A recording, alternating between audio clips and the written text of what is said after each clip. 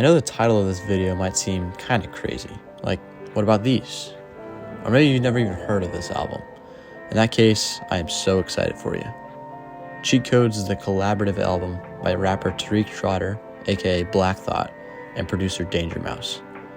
Black Thought has a very impressive solo discography and has done legendary work with The Roots. Danger Mouse has an equally impressive career, working with the likes of MF Doom, A$AP Rocky, Gorillaz, Gnarls Barkley, and many more, making these two an absolute powerhouse of a collaboration.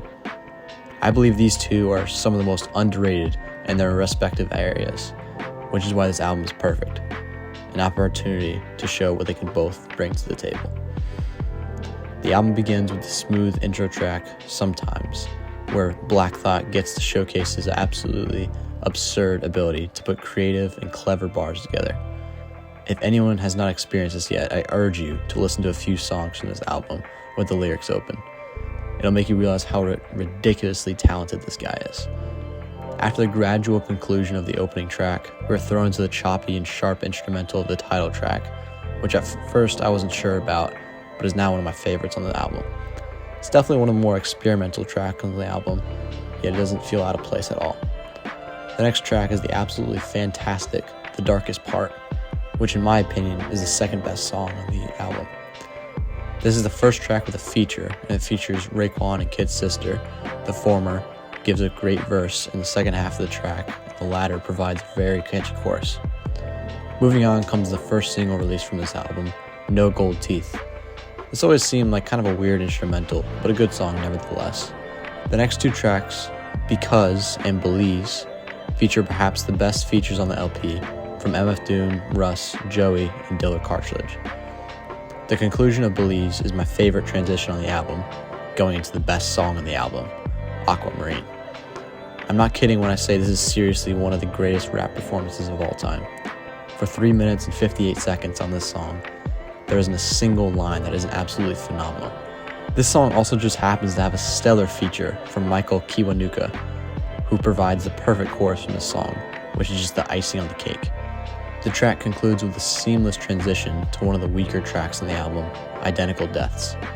This track isn't bad, it just always felt almost like a cool down track after Aquamarine. The track features yet another nice transition into the next track, Strangers. This track definitely goes the hardest out of any on this album. It just simply is a banger. A$AP Rocky and Run the Jewels both give solid verses. This leads us to the most underrated track on this album, Close to Famous. Danger Mouse brings yet another interesting instrumental that Black Thought just flows right over. The album concludes with Saltwater and Violas and Lupitas, the former of which brings a good feature from Conway the Machine, and the latter brings a bittersweet conclusion to this masterpiece of an album. So, why is this the best album of 2022? Well, I must say that I am sort of biased. I have a sort of personal connection with this album. I had never really gone that deep into the deep end of quality music until the fall of 2022, which just so happened to be right when this album was released.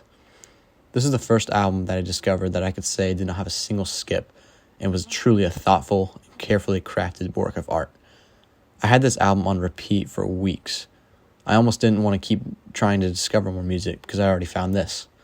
By the end of the year, I could say I had listened to most of the great albums of the year and of years past, and I could still confidently say that this is the best of that year. I understand that this is kind of a wild take, and I know that there are other albums that are widely regarded as better, but for me, Cheat Codes remains on top.